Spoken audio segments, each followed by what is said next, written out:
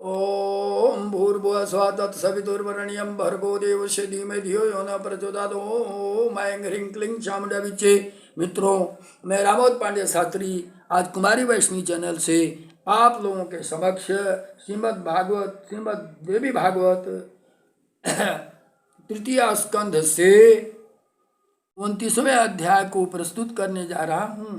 प्रस्तुत अध्याय में सीताहरण, राम का शोक और लक्ष्मण और उन्हें सांत्वना देना आदि का विस्तृत वर्णन है।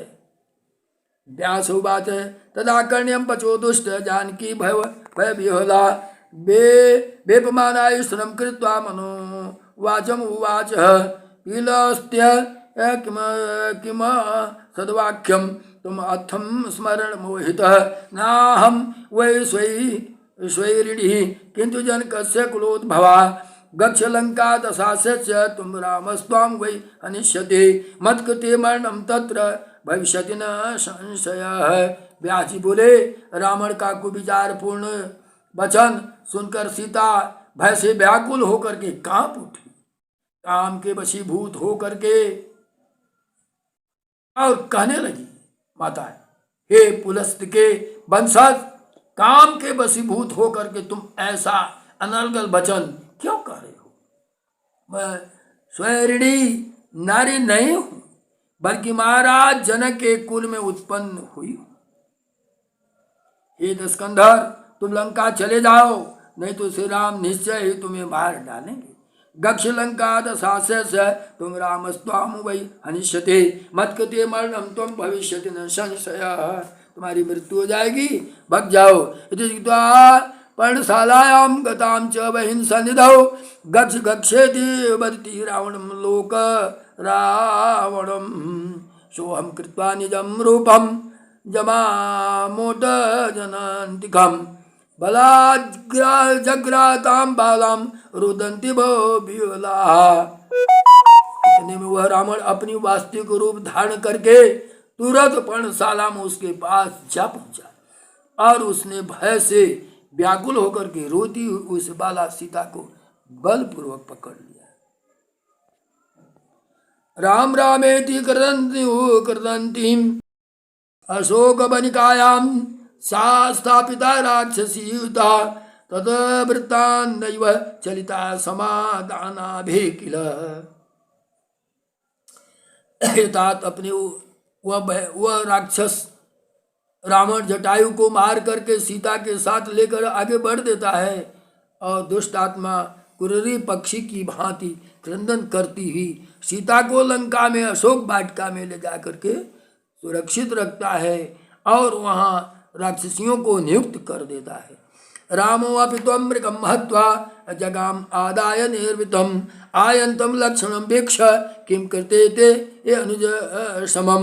भगवान राम भी आ जाते हैं और मृग के उस मृगशाला को लेकर के, लेकिन यहाँ लक्ष्मण को नहीं देखते हैं। एकाकिनी प्रियाहित्वा किमर्थं त्वं इहागतः श्रुत्वा स्वयं तु पापस्य राघवस्तम अब्रवीत इदम। अकेले सोचा कि छोड़ करके कहाँ लक्ष्मण चलेंगे। श्रुत्वा स्ववनम तु पापस्य राघव अब्रवीत है। अब भगवान राम लक्ष्मण को मार्ग में आते हुए देख करके आश्रम की ओर लक्ष्मण जब भगवान इधर आते हैं तो लक्ष्मण को देख करके बोले, भाई यह तुमने कैसा विषम कार्य कर दिया। वहां प्रिया सीता को अकेले छोड़ करके तथा पापी को पुकार कर सुनकर इधर क्यों चले आए। सुमित्र तो अब्रवीत वाक्यम सीतावान पीड़िता प्रभो अत्राहम समायात काले योगांतम संशय। तब सीता के वचन रूपी बाण से आहत लक्ष्मण ने कहा, प्रभु मैं काल की प्रेरणा से यहाँ चला आया हूँ, इसमें संदेह नहीं। तदा तो पर्णशालायां गत्वा भिक्षाम अति दुखितौ जान्यक्य अन्वेषणे यत मुभौ कर्तुम समुद्यता।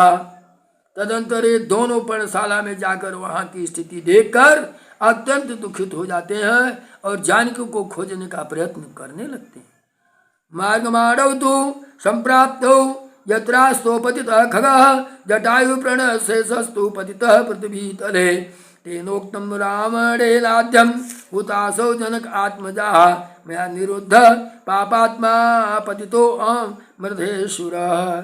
खोजते खोजते जब कुछ आगे बढ़ते हैं तो पक्षीराज जटायु को देखते हैं, वो करा रहा है, पृथ्वी पर मृत प्राय पड़ा हुआ है। उसने बताया कि रावण जानकी को अभी हर कर ले गया है, पापी को मैं रोका और उसने मेरा ये स्थिति कर दिया।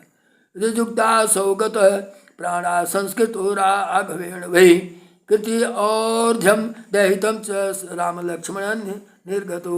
ऐसा कहकर के वह जटायु मृतक स्थिति में हो जाता है। भगवान राम उसका दाह संस्कार करते हैं। कबंदम घातित्वासौ शापा चाम मोचत प्रभो वचना तस्य हरिणाम सख्यम चक्रे अथ राघव। मार्ग में बंधक का वध करके भगवान श्री राम ने उसे साप से छुड़ाया और उसी के कथन अनुसार उन्होंने सुग्रीव से मित्रता की।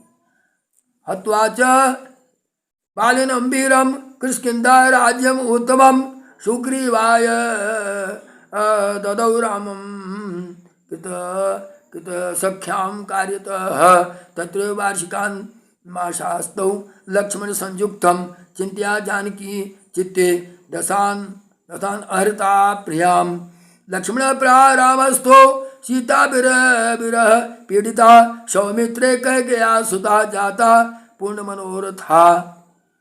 अब स्थिति तो बहुत ही खराब। भगवान माता के वियोग में अत्यंत दुखित हैं। न प्राप्ता जानकी नूनम नाहम जीवामि ताम बिना नागयिष्यामि अहम अयोध्यायां मृते जनक नंदिनीम। और कहते हैं भगवान, हे सौमित्रे, कैकेयी की कामना पूरी हो गई, अभी तक जानकी नहीं मिली, मैं बिना जीवित नहीं रह सकता जानकी के। जनक तनया सीता के बिना मैं अयोध्या भी नहीं जाऊंगा।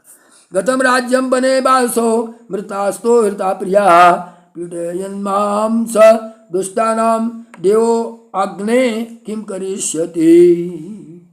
राज्य चला गया, वनवास करना पड़ा, शिव जी पिताजी मृत हो गए, अब प्रिया सीता भी हर ली गई। अब मैं कौन सा मुख लेकर के वहाँ जाऊं। दुर्गेयम भवितव्यम किं प्राणिनां भरतानुजम आवयो का गतिस्तात भविष्यन्ति शो दुखता। हे भरतानुज, प्राणियों के प्रारब्ध को जान पाना अत्यंत कठिन है।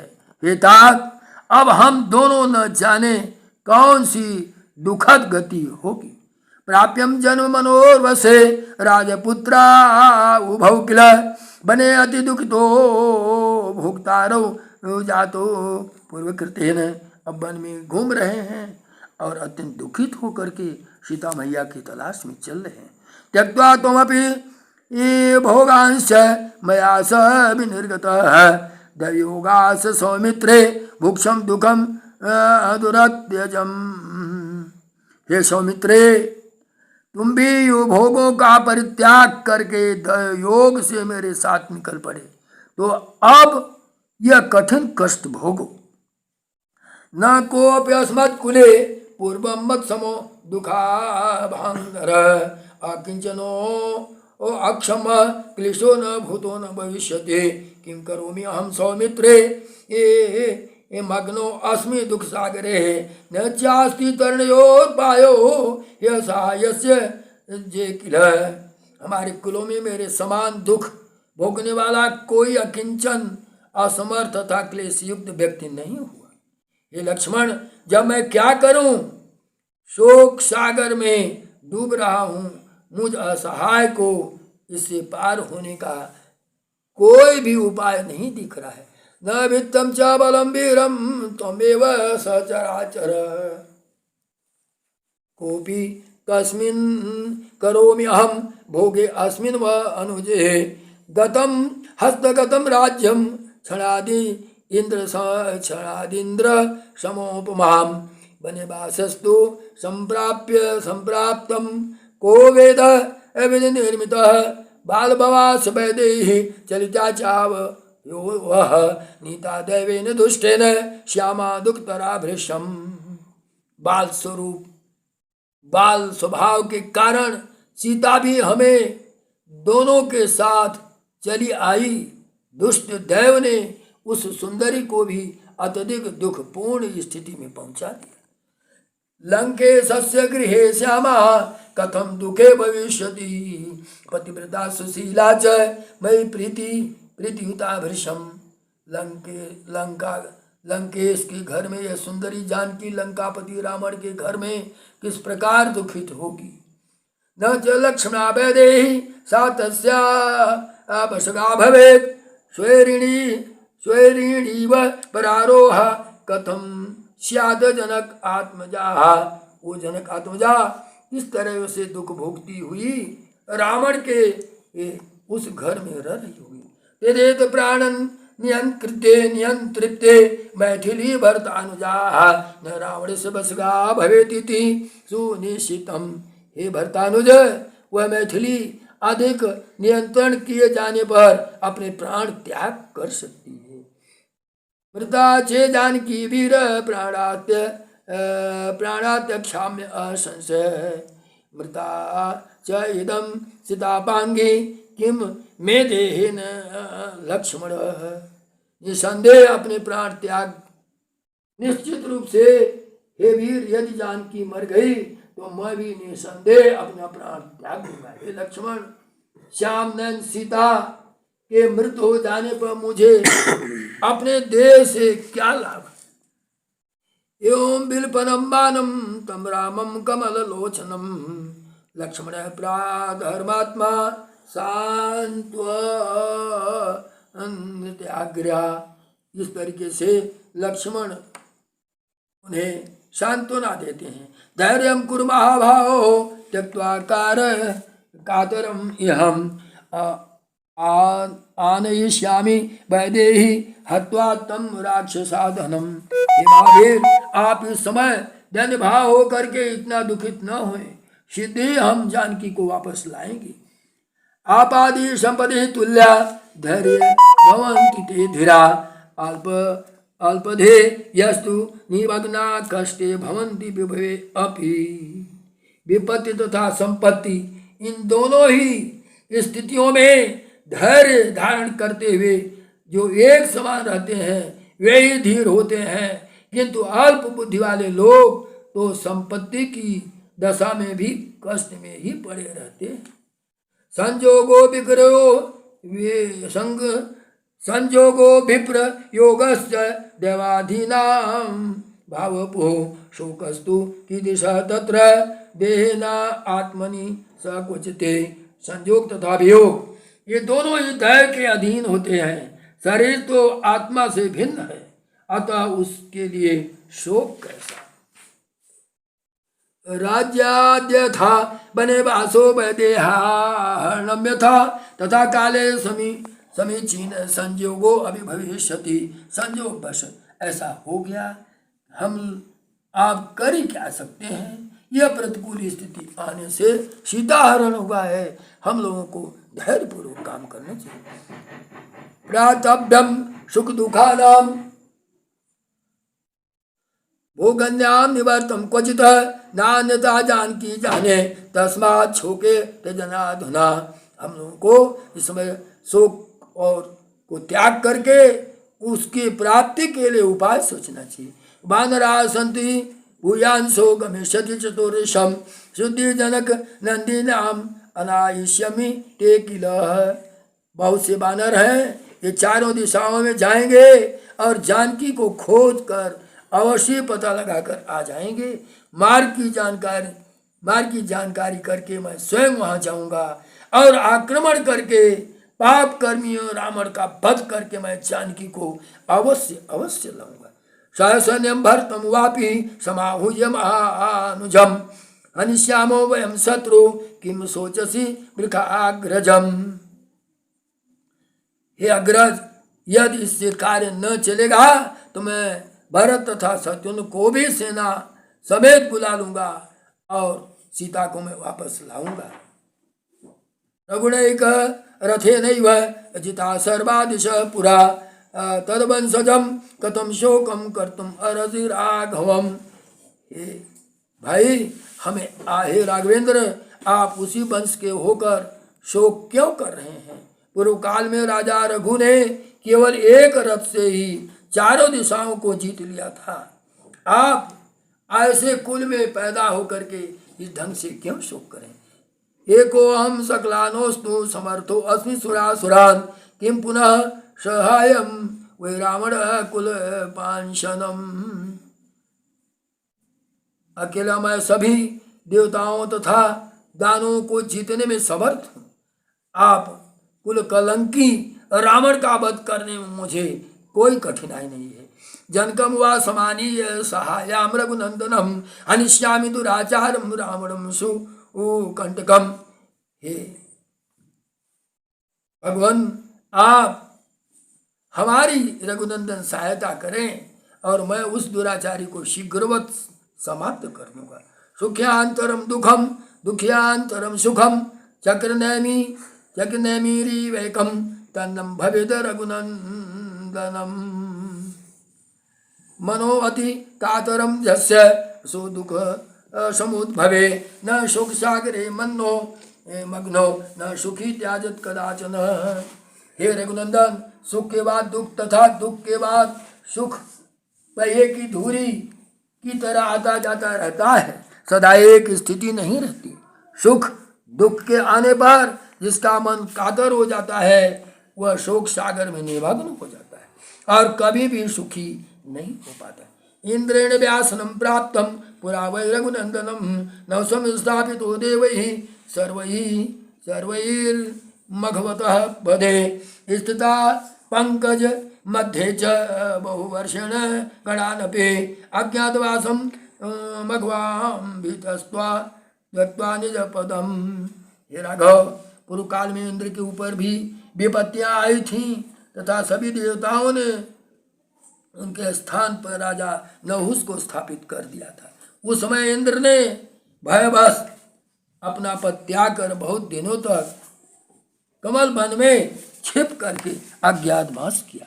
समय बदलने पर हर व्यक्ति के अच्छे समय आ जाते हैं। पुनः प्राप्त जमस्तातम काले विरति वर्तिते न उषपतितो भूमौ उषपाद जगराकृति। शीघ्र ही अपना पद प्राप्त कर लिया और नहुस को शाप बस अजगर के रूप में होकर के पृथ्वी पर गिरना पड़ा। ब्राह्मणों का अपमान करके इंद्राणियों को पाने की इच्छा के कारण ही अगस्त मुनि के कोप पूर्वक शाप देने से राजा नहुस सर्प देह वाले हो गए। इंद्राणी कथयानस्तु ब्राह्मणावमन्यम च अगस्त्य कोपात् संजातम सर्पदेहो महीपत। और यह अगस्त मुनि के कोपपूर्ण शाप देने से राजा नहुस सर्प देह वाला हो गया। तस्मात् शोको न कर्तव्यो व्यसनेन सति राघव उद्मे चित्तमास्थाय स्थातव्यं वै ये विपदि स्थिता। सर्वज्ञो हमें असि महाभाग समर्थो असि जगतपते किं प्राकृतम युवात्यर्थम पुरुषे शोक आत्मनि। हे महाभाग, आप सर्वज्ञ हैं, आप जगतपति हैं, आप सर्व समर्थ हैं, तब एक प्राकृतिक पुरुष की भांति आप अपने मन में अत्यंत शोक क्यों कर रहे हैं? व्यास उवाच ये लक्ष्मण वाक्येन बोधितो रघुनंदनः त्यक्त्वा शोकं तथा तथा तथा अत्यर्थं बभूव विगतन्वरः। श्रीमद्देवी भागवते महापुराणे अष्टादशसहस्रस्यां संहितायां तृतीय स्कंधे लक्ष्मण कृत राम शोक सांत्वनम नाम एकैको न विंशति अध्याय।